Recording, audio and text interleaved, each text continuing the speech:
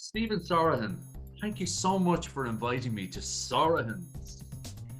I'm thinking there must be a connection. There absolutely is, Gary. I can proudly say that I am a Soraghan, and this bar has been in the family for over 270 years. It's now run by the sixth generation of Soraghans, and they got their first license in 1750, and it was run as a shebeen before that.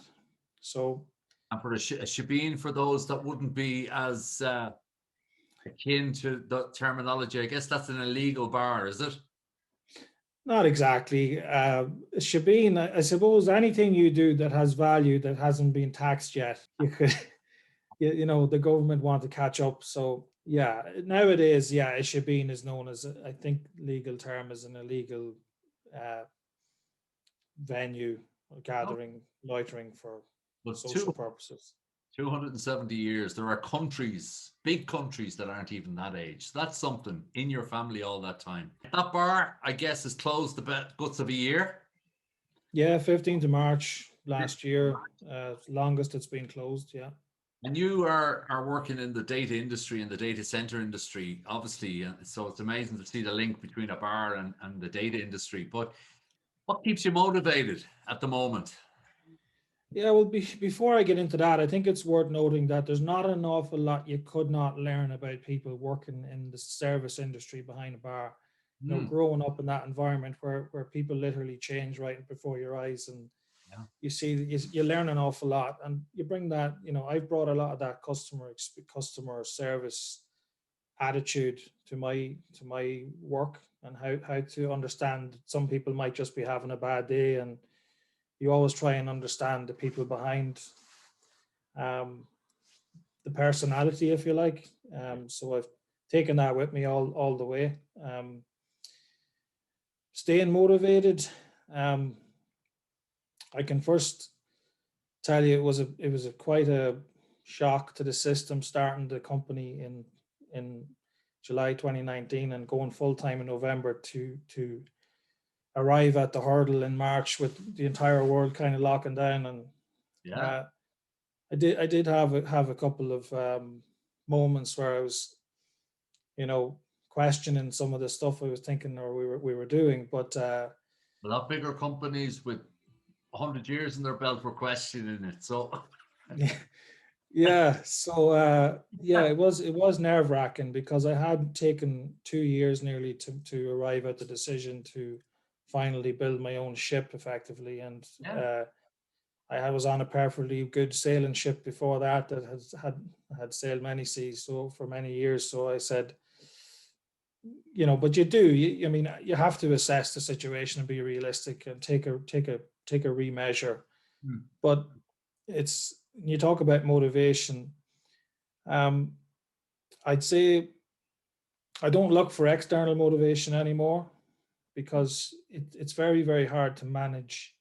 You'll soon run out if you start doing something because you see an external motivator, like even money, or people trying to lose weight, or people trying to make life changing choices. It's very Yeah. hard to sustain it if the motivation is external. So Yeah. now I go internal and I say, right, what am I happy that I'm giving 100% of myself to what I'm doing? If I have to answer to myself in 20 years time, did I do everything I could possibly do to get as far as I want to get?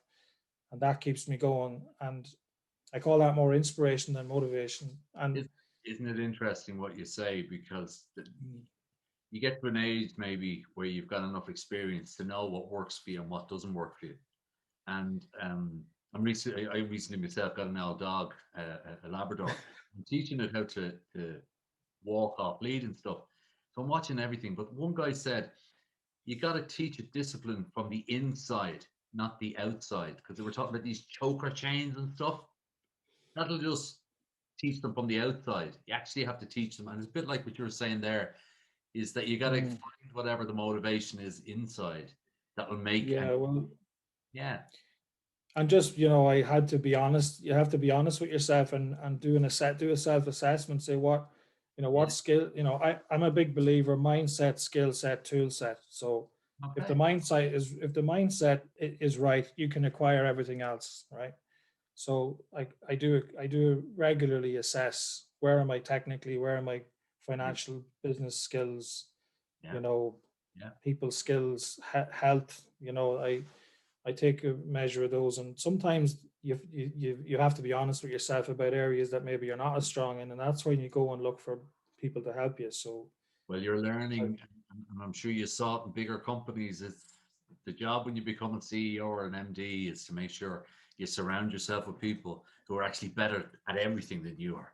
yeah, but the biggest inspiration came actually, from one of my youngest son. He was 11, and it was in March, and the world had started to lock down, and there was a Hmm. little bit of panic setting in everywhere, and Oh yeah.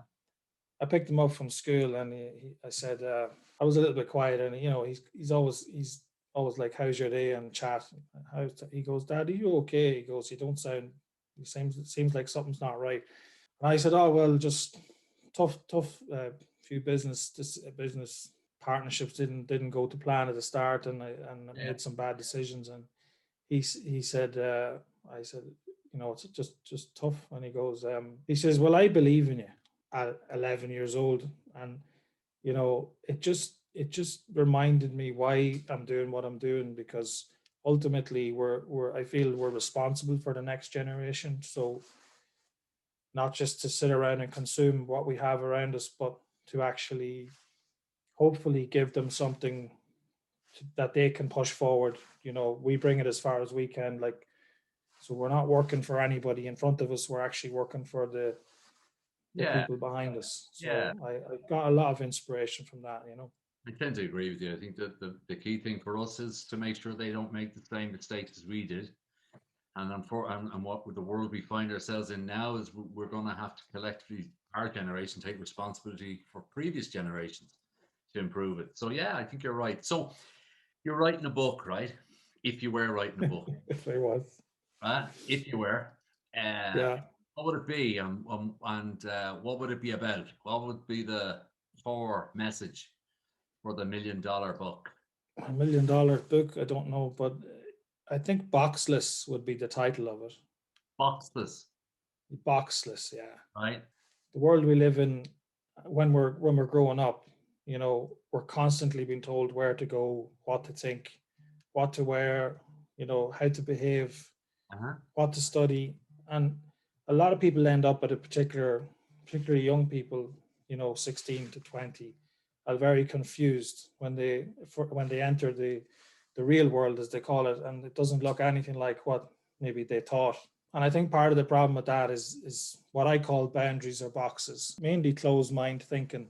Hmm. It's maybe controversial, but I don't believe that, and anybody tells me. I never have. I can't force myself to believe. I've tried, but I can't. So I have to find out for myself. I have to question everything, You and that has probably helped. tales from behind that bar. That's the thing. Maybe I've been tricked a few times, and fool me once, shame on you, and fool me twice, shame on you, sort of thing. But maybe it's not skepticism; it's just realism. It's just You you have to have know, a blend. You're right. You gotta have a blend, and ultimately, trust is the key component of longevity. Whether it's in your marriage, whether it's in your life, or whether it's in a business relationship. And we're doing a few bits for colleges at the moment, and you're absolutely right. What you say is that education actually just gives you the right to go to the interview, but you'll probably get recruited for an awful lot more than just the education. And that's the bit where hmm. experience and stuff comes in. It's not just that, it's also how you view the world. Like, I've worked in different continents at this stage, Hmm. worked with different cultures, different religions, and Yeah. I learned a lot about the difference between culture and religion, and a lot of it's geographical. When you sit in your parish, county, province, country, and if you never leave that, they're the three boxes that will keep you thinking. You'll only be conditioned by the television and whatever you see on your phone. You'll never actually be able to get out of that mindset. But when you actually work, live, and engage with people from different cultures across the world, you understand that you have to park all of that stuff and see that people are just people. You have a common, even if they don't speak the same language, you all have common values. The irony So of what you're saying is I'm listening and watching this thing on National Geographic at the moment, right? And it's the history of the Celts. And so we're German. We came from Bavaria. So 2,500 years ago, you were speaking German or some form of Saxon language. So yeah, we're all to your point. So listen, thank you so much, Stephen. It's been short and sharp. I look forward to the book. I think your young fella should go on, some sort of show. He's giving advice. I wish you all the success for another 270 years of Soraghan's. Thanks for your time. Good luck with it. thanks. And I probably shouldn't have done this today, but this is my hometown rugby club emblem here, and those guys give me a lot of inspiration over the years, particularly at difficult times when work was tight. We stuck at it and we were very successful in Dundalk. So I need to give those a shout out, because there's a lot of young people now that can't get out to play sport, can't get out to do anything really, and it's just to remind them that it will take time, but it'll be okay. Absolutely, great words. Thank you so much, Stephen.